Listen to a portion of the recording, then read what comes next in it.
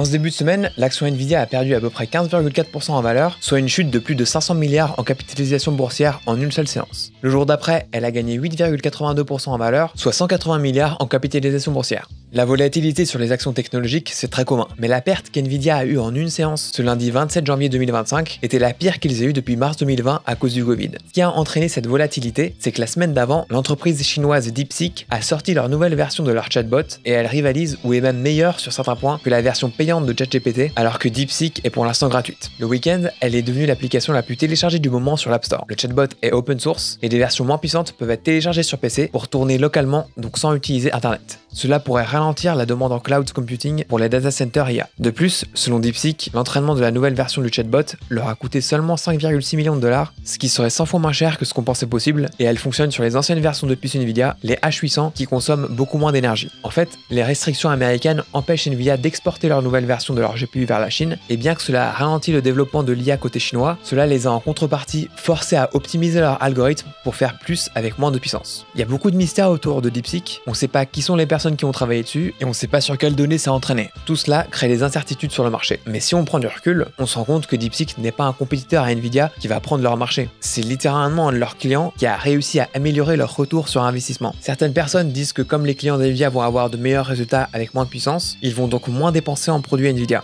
Mais pour moi, ça n'a pas vraiment de sens de dire ça. Si une entreprise arrive à couvrir ses besoins pour moins cher, ça veut pas dire qu'elle va moins dépenser. Elle va plutôt dépenser encore plus pour gagner encore plus. Quelque chose qui explique bien ce phénomène, c'est le paradoxe de Jevons, qui dit qu'à mesure que les améliorations technologiques augmentent l'efficacité avec laquelle une ressource est employée, la consommation totale de cette ressource peut augmenter au lieu de diminuer. En 1865, Jevons a observé que l'amélioration des machines à vapeur permettait d'utiliser moins de charbon pour produire de l'énergie. Mais comme cela les rendait plus attractives, leur usage a explosé, augmentant au final la consommation totale de charbon. Et ce phénomène, qui est logique, on l'a déjà observé plusieurs fois avec Nvidia. En 2015, avec le cloud computing et la virtualisation, et toutes les fois où ils ont mis à jour leur logiciel, améliorant les performances de leurs clients sans qu'ils aient à changer leur hardware. À chaque fois, ça n'a fait qu'augmenter le capex de leurs clients. D'ailleurs, en parlant de capex, Mark Zuckerberg a annoncé que Meta prévoit d'investir entre 60 et 65 milliards de dollars en dépenses d'investissement cette année. Ça ferait donc une augmentation du capex de 62,3% par rapport à l'année dernière. Et cette annonce a été faite plusieurs jours après que DeepSeek ait sorti la version R1 de leur chatbot.